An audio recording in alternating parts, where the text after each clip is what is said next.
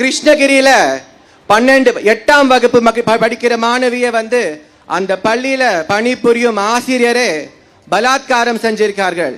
அதே போல கோவையில கலை கல்லூரியில அத்தனை பேரும் செஞ்ச மாணவிகளை பலாத்காரம் செஞ்சிருக்காங்க. மேட்டுப்பாளையத்துல 12 வயசு மாணவிய ஆசிரியர் நட்ராஜ் பாலிய தொலை கொடுத்திருக்காரு.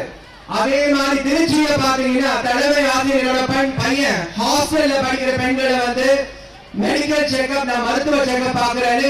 தினந்தோறும் 6 மாதத்துக்கு பாலிய தொலை கொடுத்திருக்காரு. திமுக காரங்க வந்தா நீங்கள் என்ன செய்ய வேண்டும்? ஓட ஓட விரட்ட வேண்டும்.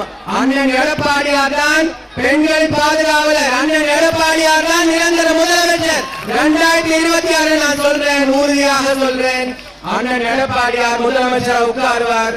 வந்த உடனே பெண்களை வன்கொடுமை செய்கிற திமுக ஆட்சிகளை பெண்களை அவர்களை பார்த்து திமுக சிரிக்கின்ற அமைச்சர்களை சட்டை கலட்டாம விட மாட்டார் அண்ணன் எடப்பாடியார்.